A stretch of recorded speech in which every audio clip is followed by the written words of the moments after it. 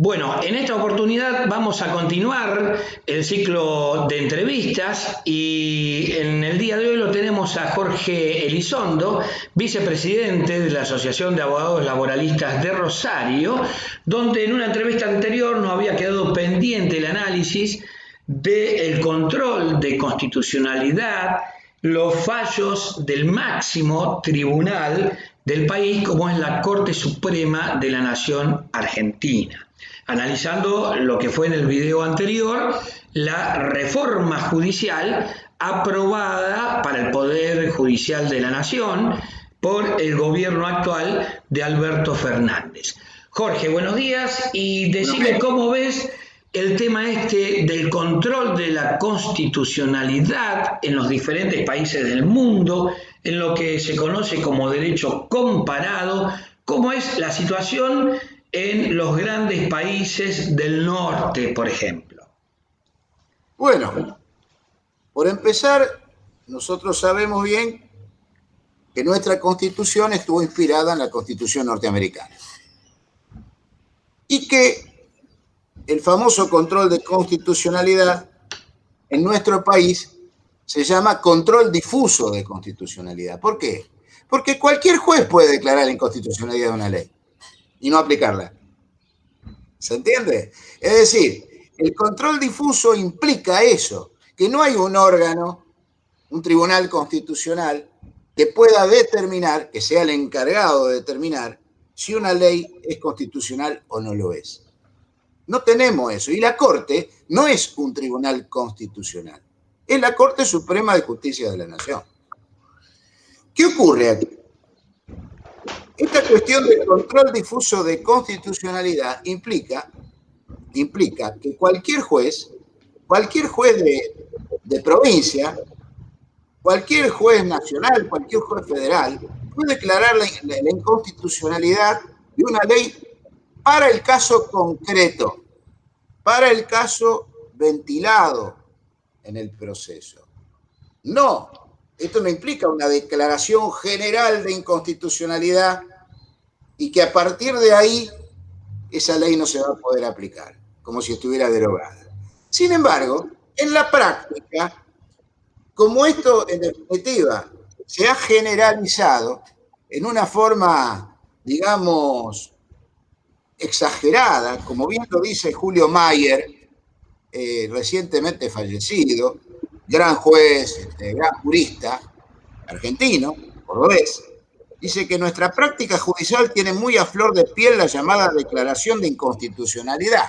Ya he dicho varias veces que tal declaración debería ser inexistente en nuestro derecho, pues incluso, siguiendo a pie juntilla el llamado sistema difuso de control de constitucionalidad, confiere poder a todos y cada uno de los jueces de este país, provinciales y federales, para declarar esa inconstitucionalidad. Un verdadero despropósito sistemático. ¿Y por qué esto? Porque no nos olvidemos que en nuestro país hay tres poderes. El poder legislativo, que es el que dicta las leyes, el poder ejecutivo, que las aplica y que hace posible la ejecución de la norma y las promulga, y el poder judicial, que es quien debe aplicar la ley. El Poder Judicial no crea la ley, el Poder Judicial la aplica. Acá, el despropósito sistemático al que se refiere Julio Mayer se da hasta el extremo de que, en definitiva, la Corte Suprema de Justicia de la Nación dice la última palabra con respecto a la ley. Se declara la inconstitucionalidad a partir de la decisión de la Corte Suprema de Justicia de la Nación, como si la ley se derogara. Es decir, en la práctica, está del despropósito sistemático que pareciera, y la gente lo cree en general, que la Corte Suprema lo que hace al declarar la inconstitucionalidad de una ley es derogarla. Pero nosotros bien sabemos que una ley se deroga por otra ley. Es decir, la Corte Suprema no puede estar por encima del Congreso, no puede estar por encima del Ejecutivo, porque es otro poder más, no es un poder superior. Sin embargo, nosotros vemos que todos los días baten el parche con que no, esta ley no va a pasar, la votó el Congreso. No importa, dicen los diputados y los senadores de la derecha. No importa, lo judicializamos y lo vamos a ganar, total lo van a declarar inconstitucional. Bueno, esto implica una quiebra de la democracia en nuestro país, un problema institucional muy grave desde hace años, porque impide que se cumpla la voluntad del Poder Legislativo después de una discusión entre legisladores que son elegidos por el pueblo, mientras que los jueces no son elegidos por el pueblo. Es un poder aristocrático, es un poder que no surge de la voluntad popular. Entonces, es necesario ampliar los miembros de la Corte. Estoy totalmente de acuerdo.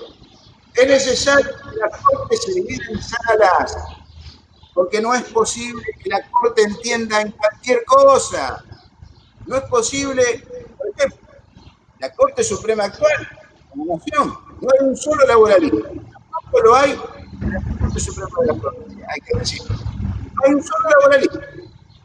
No hay un solo especialista en derecho de la seguridad. Pero la Corte entiende el derecho penal, entiende el derecho administrativo, entiende el derecho laboral, el derecho civil, el derecho aeronáutico. En fin, yo creo que dividida en salas, al estilo español. Sala en lo social, sala en lo civil, sala en lo comercial. Y además me parece que puede ser una corte de miembros, puede ser. Jorge, en estos días, uno de los diarios digitales más reconocidos en el país, como es El cohete a la luna, del periodista Horacio Berbisky, dio la versión del proyecto o el borrador que estaría o sería inminente el envío al Congreso de la Nación respecto de la ampliación de miembros de la Corte Suprema de Justicia en la Argentina. ¿Ha trascendido, conoces algo de ese proyecto o son solamente hasta el momento versiones periodísticas que se han puesto a conocimiento del gran público? ¿Qué es lo que tenemos hasta el momento en conocimiento de la gente?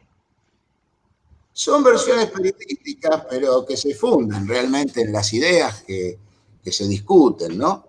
En ese consejo especial que creó el presidente Fernández. A mí me parece muy importante que se discuta todo esto. Pareciera como que la opinión generalizada, la opinión mayoritaria, se inclina por una corte de 9 miembros, no dividida en salas, pero a la vez crear una especie de organismo intermedio, una cámara de casación. Es decir, no sería la Corte quien debería declarar la inconstitucionalidad, en todo caso, en el caso concreto, sino una especie de cámara de casación, como existe la Cámara de Casación Penal. Yo no estoy en desacuerdo con eso. Yo creo que, es más, estoy de acuerdo con la casación entendida como que puede haber un organismo, un máximo tribunal que pueda fijar la doctrina y unificar la doctrina en materia de cuestiones de derecho administrativo, de cuestiones de derecho civil y comercial o en cuestiones de derecho laboral. Estoy de acuerdo con eso. Es más, nosotros tuvimos casación. La Constitución del 49 establecía la casación y la casación en manos de la Corte. Es decir, que la Corte era también un máximo tribunal de casación. Eso desapareció. Entonces, como conclusión, hoy tenemos el control difuso de constitucionalidad, que es realmente un escándalo. Porque eso es que cada juez es dueño de declarar la inconstitucionalidad o la no constitucionalidad de una ley dictada por el Parlamento, dictada por un organismo que surgió del voto popular.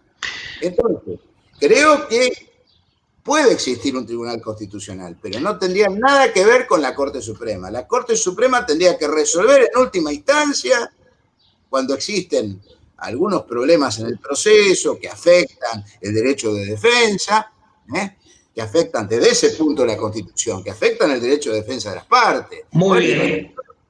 Nada más. ¿Y cómo ves el funcionamiento de ese tribunal constitucional en otros países? Por ejemplo, de Europa, ¿qué conocimiento tenés sobre cómo realmente tratan las cuestiones judiciales? No, lo tratan con parece que con mucha seriedad. Con mucha seriedad. Uno puede estar de acuerdo o no.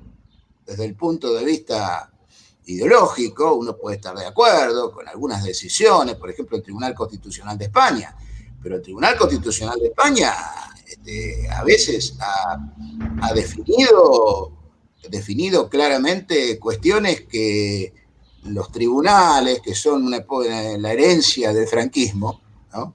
Es decir, los tribunales en España, lamentablemente mantuvieron durante muchos años toda la herencia del franquismo, así como podemos decir en Chile, los tribunales son herederos del pinochetismo.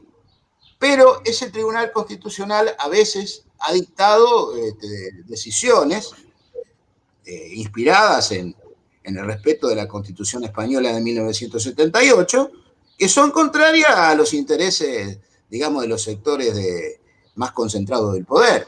Pasa lo mismo en Colombia, Sergio. En Colombia ya sabemos, tenemos un régimen, tenemos una especie de narcoestado, pero el Tribunal Constitucional, mejor dicho, el tribunal, que está dividido en salas y está constituido por 22 miembros, resuelve cuestiones realmente muy importantes en contra a veces de los intereses del poder concentrado. Realmente fallos muy valientes a veces, fallos muy valientes. Muy bien, Jorge, te agradecemos la participación en la revista de Puño y Letra y bueno, estaremos entonces al tanto de los acontecimientos, veremos si se envía este proyecto realmente por estas semanas al Congreso de la Nación, tal como surgían de las versiones periodísticas en la República Argentina. Muchas gracias por la participación, Jorge. A vos. Hasta cualquier momento.